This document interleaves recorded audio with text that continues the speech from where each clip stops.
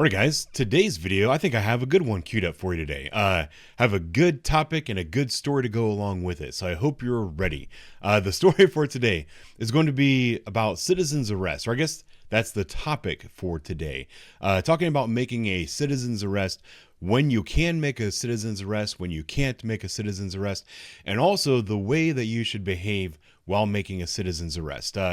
This is a question that I get a lot when I'm out on the street. You know, people will say, well, I saw this guy doing this particular crime.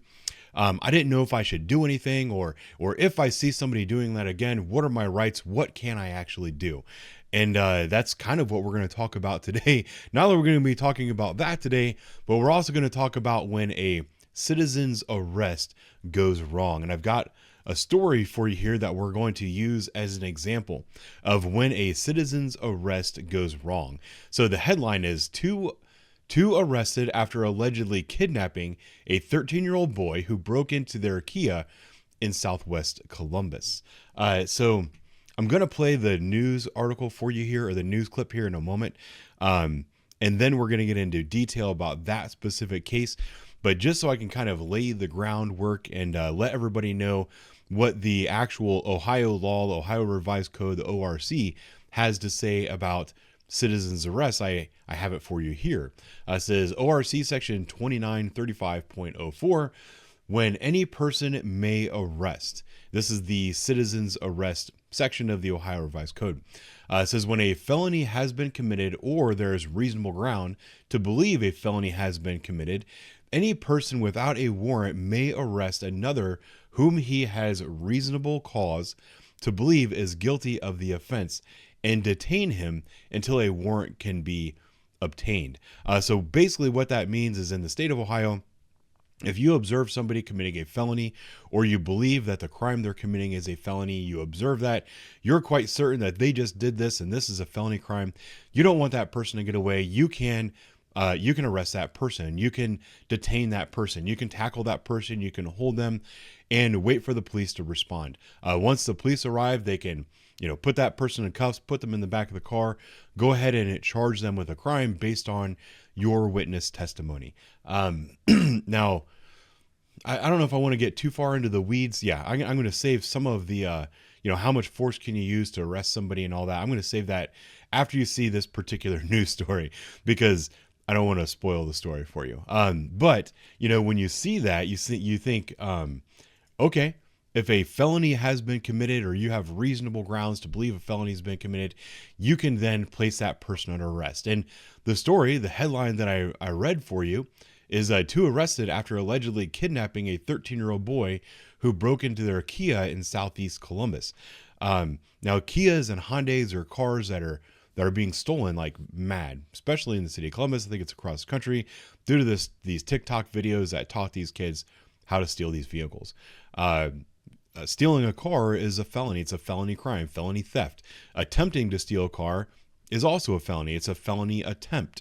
So if you catch somebody trying to steal your car, that's a felony crime, and you're allowed to arrest that person and detain that person.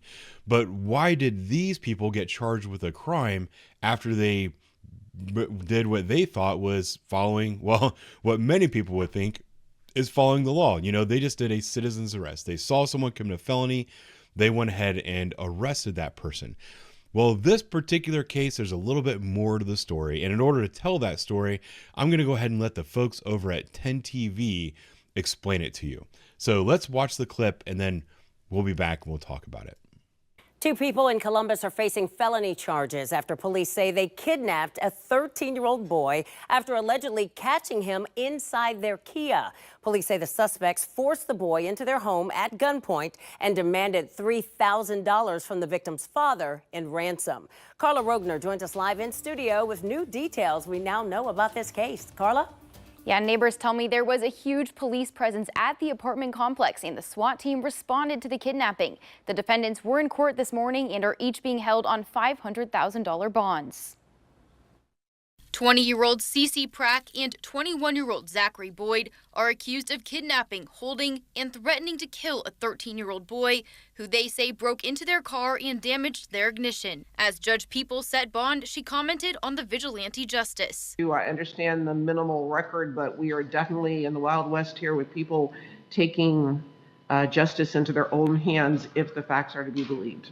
Police say it happened early Thursday morning at the Prack and Boyd's apartment.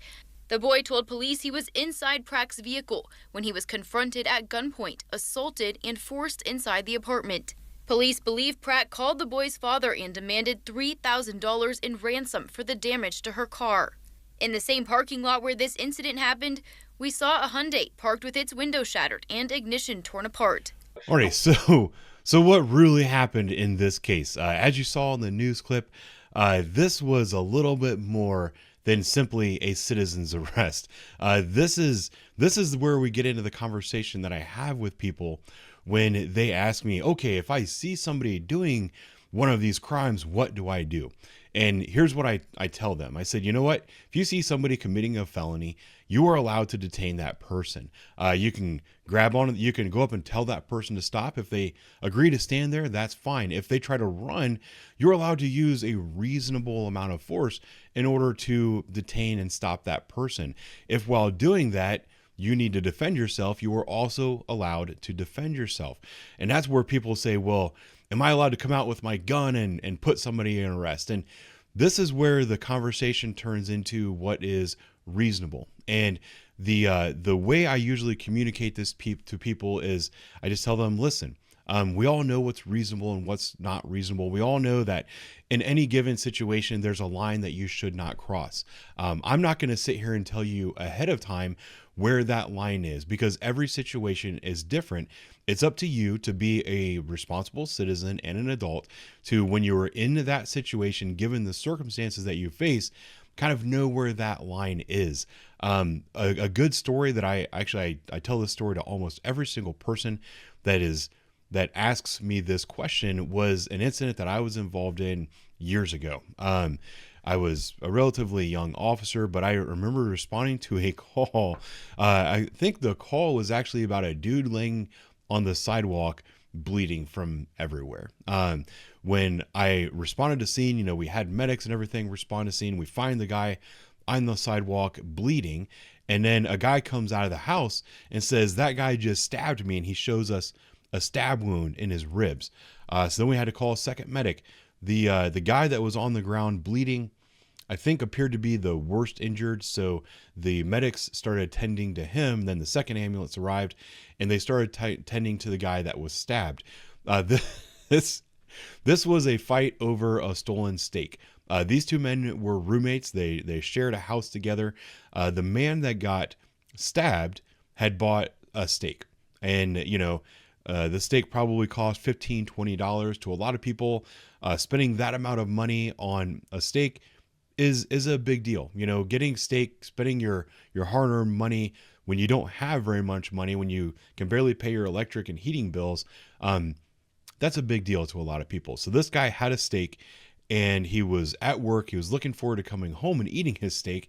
And the guy that got beat up, so guy comes home from work, roommate was home, does not work, saw the steak in the refrigerator, cooked it up, and ate it before this guy got home.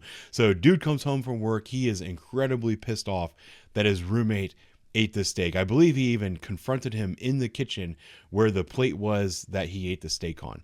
So roommate's big dude yelling at little dude for eating the steak.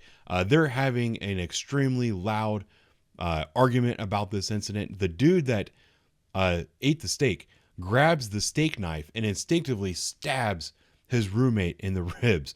So now you have a felonious assault. The guy not only stole a steak, but then when confronted, he stabbed the guy who was the legitimate owner of this steak. The guy that owned the steak then started beating the ever-living shit out of the guy that stabbed him.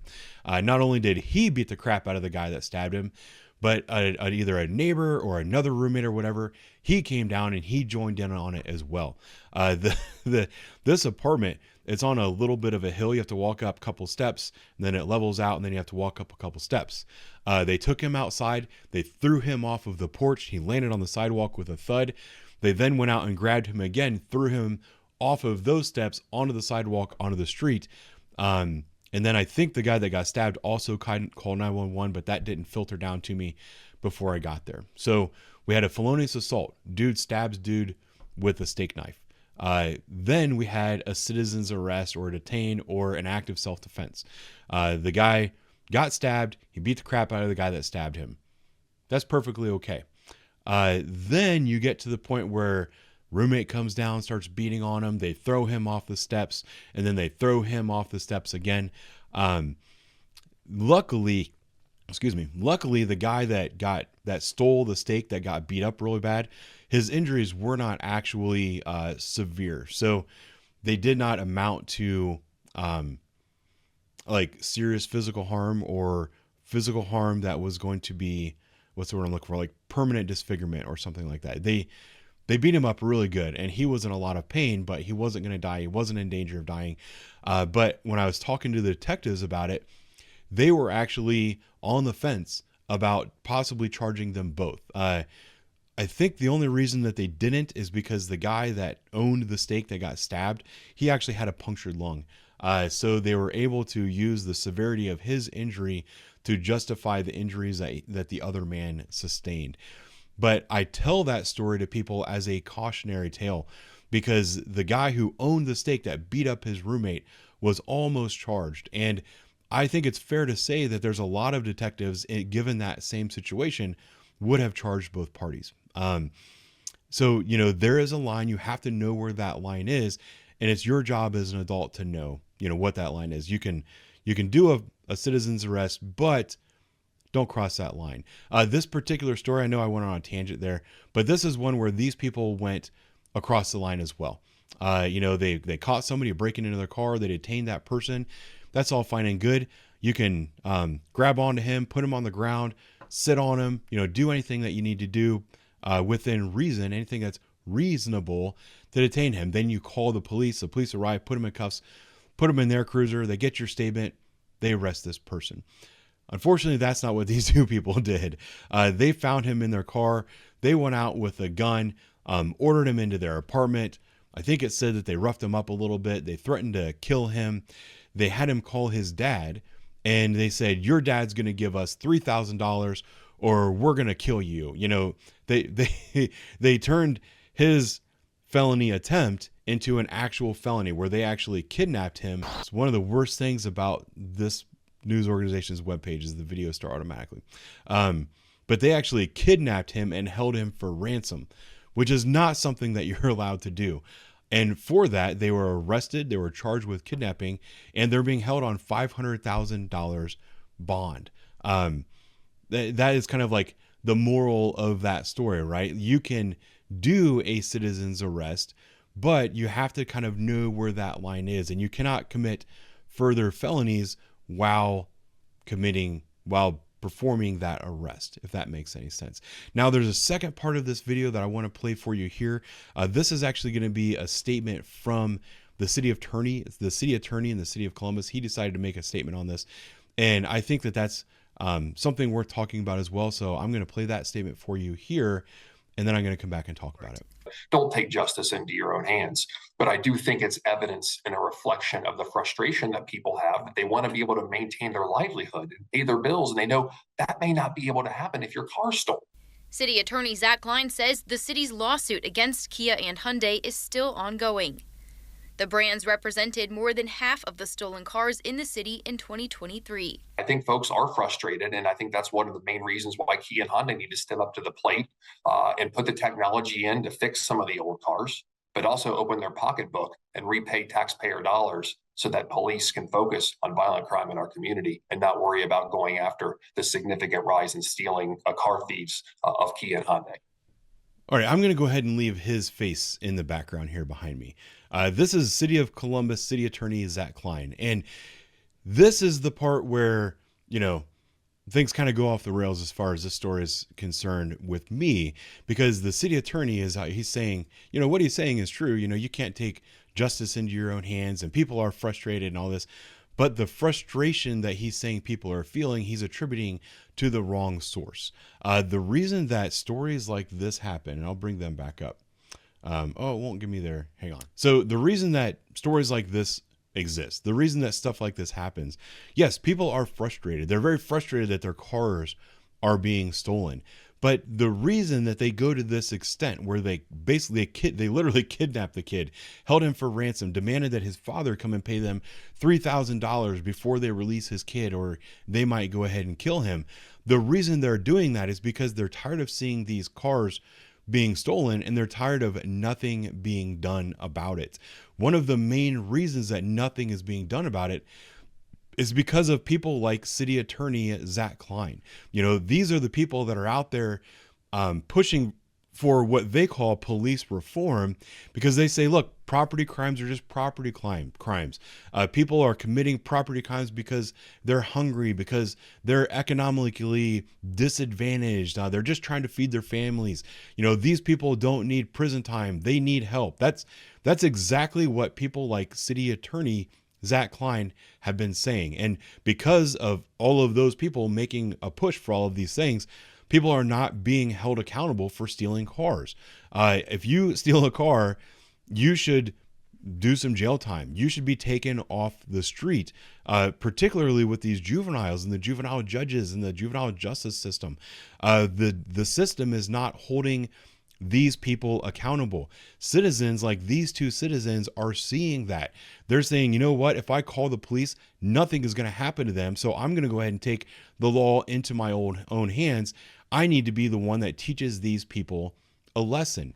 These people committed this crime as a result of losing faith in the system. The system that they lost faith in is not the police, it's the judicial system, it's the prosecutors, it's what we do to criminals. This is the effect of not holding these criminals accountable. These people were set up.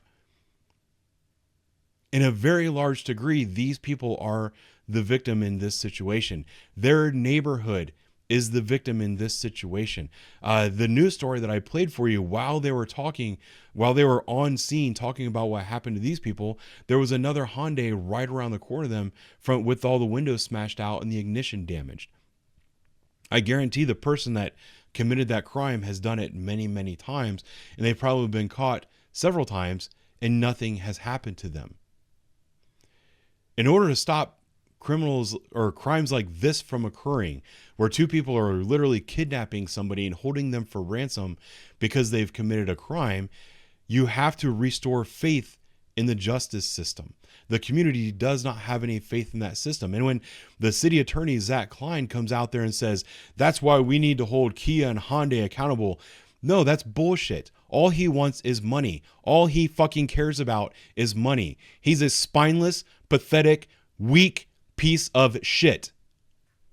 He is the person that everybody had in mind when they said strong men create good times create weak men, and weak men create hard times.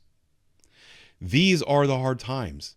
These people right here are paying for the hard times because of weak men like Zach Klein.